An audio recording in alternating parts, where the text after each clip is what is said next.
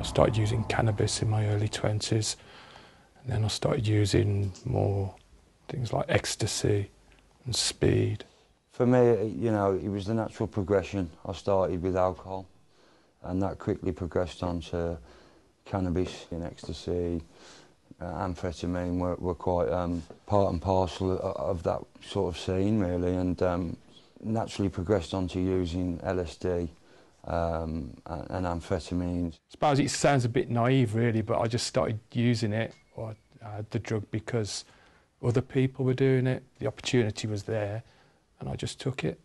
I started using cannabis at the age of 13, and then I really didn't experiment with any others. I just went straight onto heroin and crack, unfortunately, at the age of 18, 19, and I suffered a psychotic breakdown and got locked up. Even if drug use isn't necessarily problematic to begin with, if somebody's using a Class A or a Class B drug, they're criminalised by virtue of its use. So drug use will criminalise many people who are not necessarily bad people to begin with, or not bad people at all.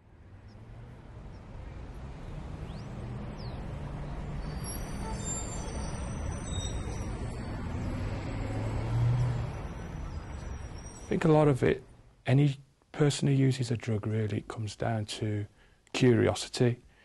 You've got to be curious about something, and opportunity as well. So the two go together, really. If you're curious about something and then you've got the opportunity, then the chances are you'll start using that drug. It wasn't anything which was planned. I was always hanging around with older groups, trying to fit in, doing all the wrong kind of things, to, you know, breaking the law and what have you, just to fit in with that kind of, you know, lifestyle, if you like.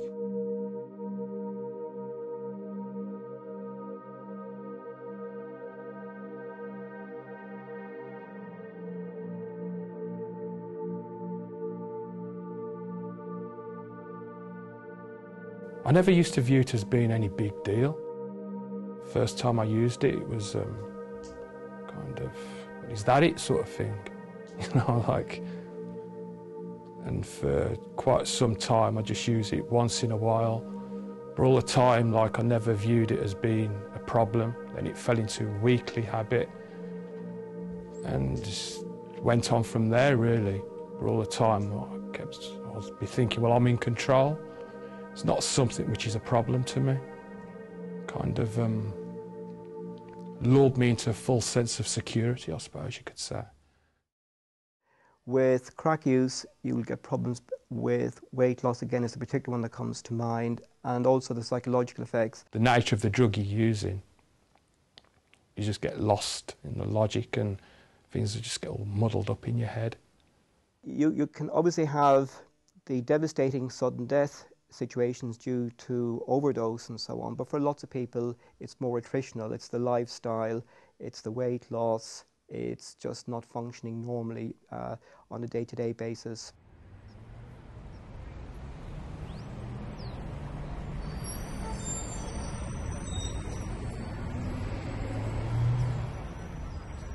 It's something that I did, something I can't change. It's experiences that were very painful. Very miserable, hurt a lot of people. Ultimately, I hurt myself. It's actually, when your drug use is problematic, you have a very busy day. It's a pervasive 24/7, 365 activity. You're trying to find your dealer, you're trying to get the money by any means you can. So the idea that people are just lying around doing drugs and nothing else is a myth, and a dangerous and a nasty one. It's affected all my relationships, really, work life, personal friends, my family. I mean, my family were really worried about me.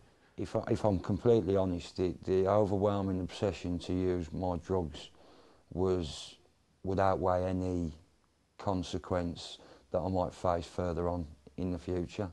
It's always other people that have got the problem, and everyone's getting on your case, but you don't realise till you come out the other side, well, it wasn't other people that have got the problem, it's you that's got the problem, really. I mean, don't worry about what people will think of you. Everybody does it, you know. I'm not judging anybody for doing so. I'm not saying everyone's going to turn out like me, but people need to know the consequences of it, really. And if it helps one person from maybe going down the same road, then that would part and parcel make me feel better about my experiences, I suppose.